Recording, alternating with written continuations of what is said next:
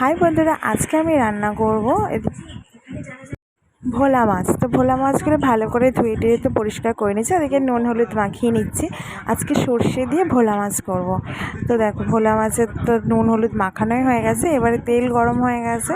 এবারে এক এক করে মাছগুলো আমি সব ভেজে নেব।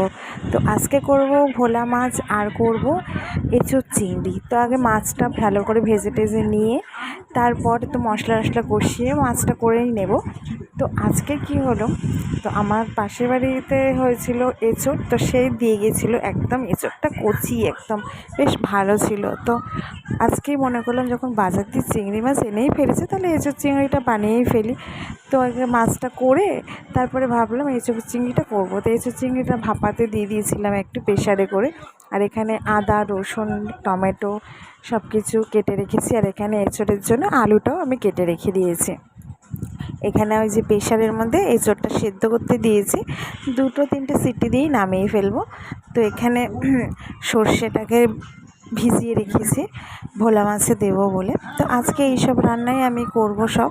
তো মাছগুলো ভাজা হয়ে গেছে, আর এদিকে মশলা কষাচ্ছি। আর এই যে এঁচোড়টাকে একদম ঝুড়ির মধ্যে ঢেলে নিয়েছি জলটা ছাকার জন্য। আর এই যে চিংড়ি মাছটাও আমার ধোয়া কমপ্লিট হয়ে গেছে।